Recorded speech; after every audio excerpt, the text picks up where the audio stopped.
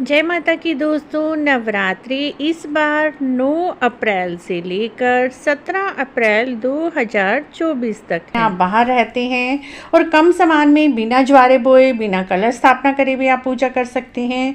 उसके लिए एक किसी भी जगह पर जाकर साफ सुथरी सी एक चौकी बिछा लीजिए या लकड़ी का पाटा बिछा लीजिए। यदि आपके पास स्टडी टेबल है तो स्टडी टेबल पर भी आप पूजा कर सकते हैं।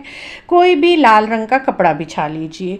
उसके बाद बिना कलश स्थापना की आप पूजा कर सकते हैं। तो एक गिलास में, छोटी सी लुटिया में या कटोरी में, जो भी बर्तन आपके पास है उसमें चावल भर लीजिए, क्योंकि चावल समृद्धि का प्रतीक होते हैं। चावल भरकर इसके ऊपर 1 रुपये का सिक्का रख लीजिए और ये आपको हिलाना नहीं है पूरे 9 दिन तक, जहाँ पर भी आप रखेंगे।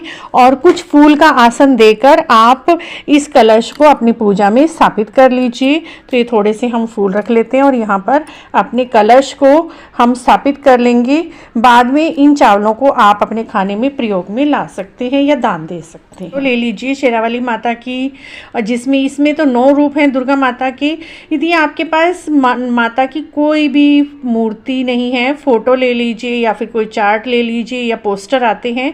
इस तरह के एक पोस्टर लेकर आप उसे एक कार्डबोर्ड पर चिपका लीजिए और उसे भी आप पूजा में रख सकते हैं। आपके पास यदि गणेश जी नहीं है, गणेश जी महाराज, तो आप सुपारी से एक सुपारी ले लीजिए या 2 रुपये की 1 रुपये की सुपारी आती है।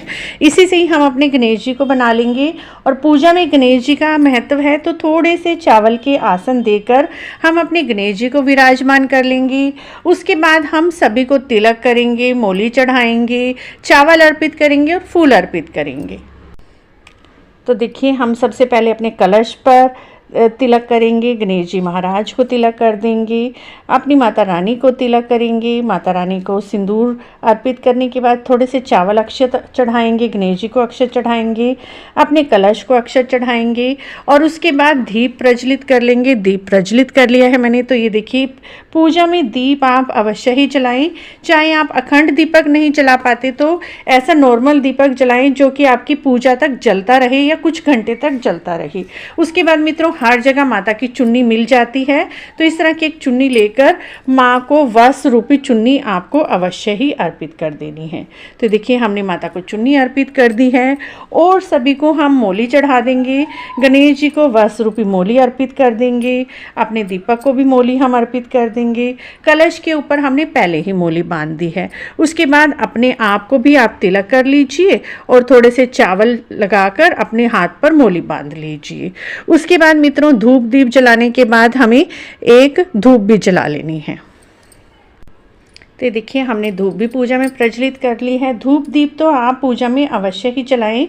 और उसके बाद जो भी 1, 2 जितने भी आपको फूल मिल जाते हैं पूजा में, यदि आपको केवल 1 फूल मिलता है तो माता रानी के चरणों में 1 फूल अर्पित कर लीजिए।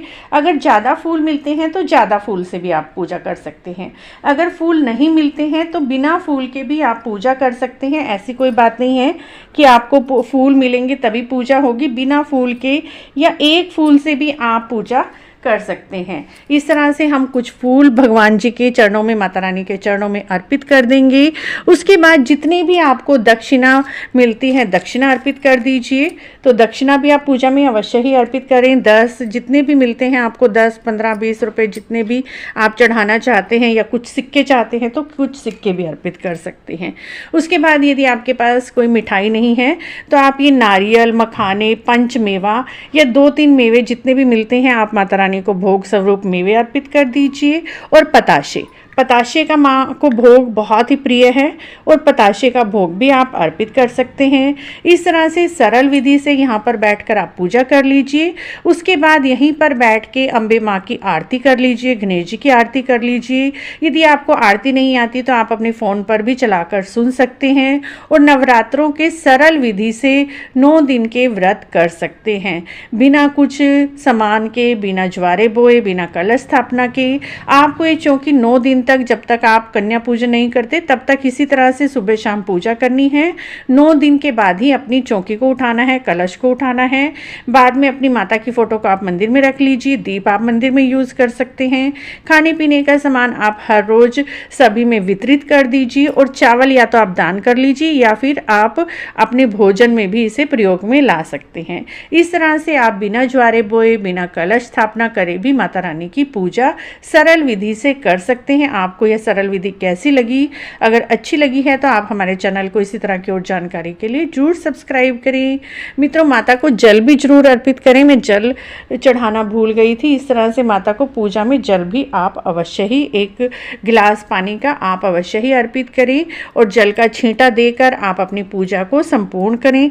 और कुछ फूल हाथ में लेकर आप कथा भी सुन सकते हैं। शैलपुत्री माता की जो भी नवरात्र है उसी नवरात्रि की आप यहीं पर बैठकर कथा सुन लीजिए। उसके बाद आरती कर लीजिए गणेश जी की, माता रानी की। इस तरह से आप सरल विधि से पूजा कर सकते हैं। आपको सरल विधि से की गई है पूजा विधि कैसी लगी? अगर अच्छी लगी है तो आप हमारे चैनल को इसी तरह की और जानकारी के लिए जरूर सब्सक्राइब करें। जय माता की दोस्तों।